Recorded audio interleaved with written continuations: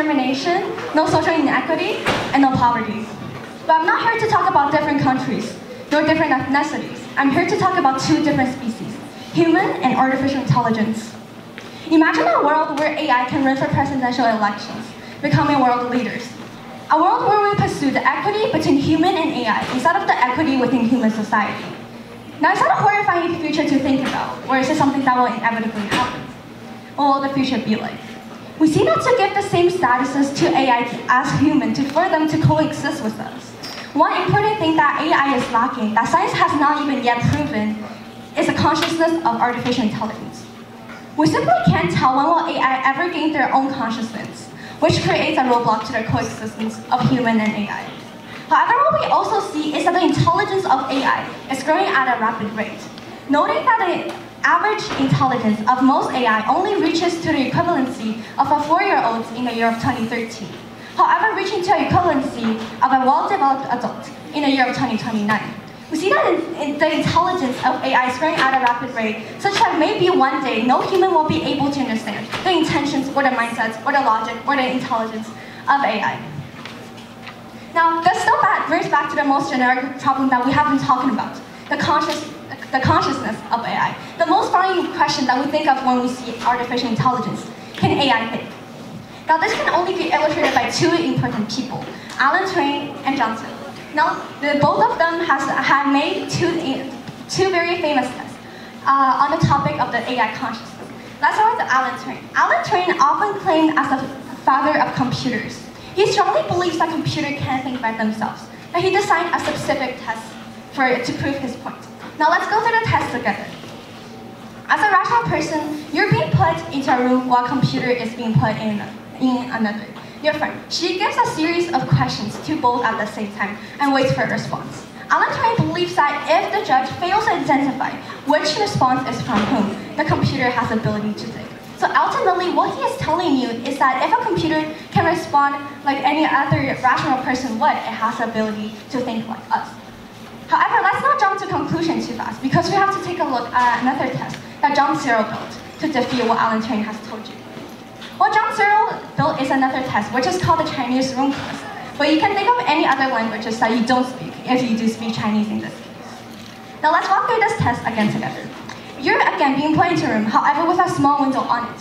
In the room, you have some writing utensils, paper, and you have a dictionary that translates English to that foreign language that you don't speak. Now the test goes like this. Your friend, she again gives you a series of questions, however, written down on a piece of paper and in that foreign language that you don't speak.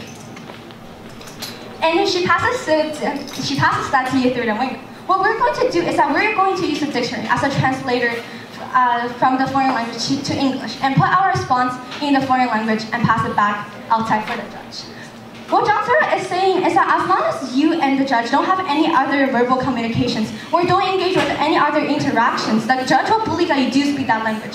You are able to answer the questions, but do you really speak the language? In this test, John Searle illustrated you guys as artificial intelligence and illustrated the dictionary as a knowledge that we gave to AI. We see that what he is saying is that when AI responded, is it really responding out of their own consciousness, or just responding out of the knowledge that us humans gave to artificial intelligence? Now we see that we can't really tell when will AI ever gain their own consciousness. Given a scenario that they can think, what will the future be like?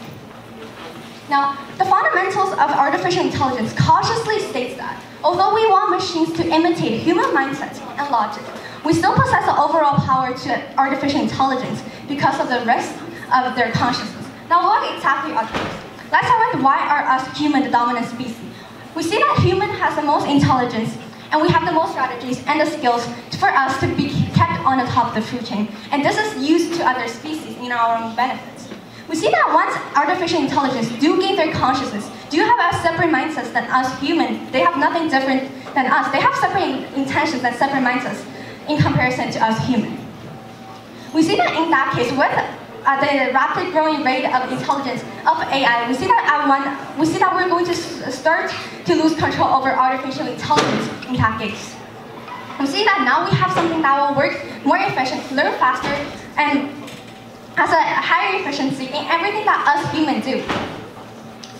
We see that AI will start to replace us, which is ironically something that we can already see in our current society. We see AI taking thousands and thousands of jobs away.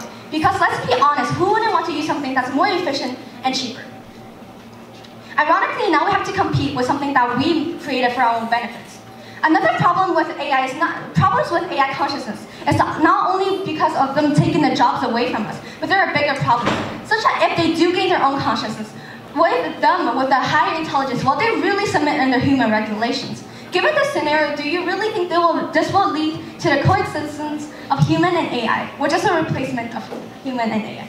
Now, to give another example of the coexistence of AI and human, I would like to bring up a robot named Sophia in Saudi Arabia.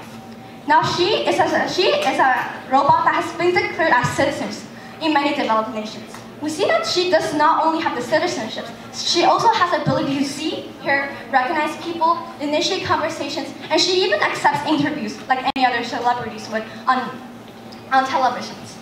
Now we see that from Sophia, there are only going to be more robots just like her, sharing citizenship with us humans. Now to give a broader view of the coexistence of human and artificial intelligence, let's look at this on a global view.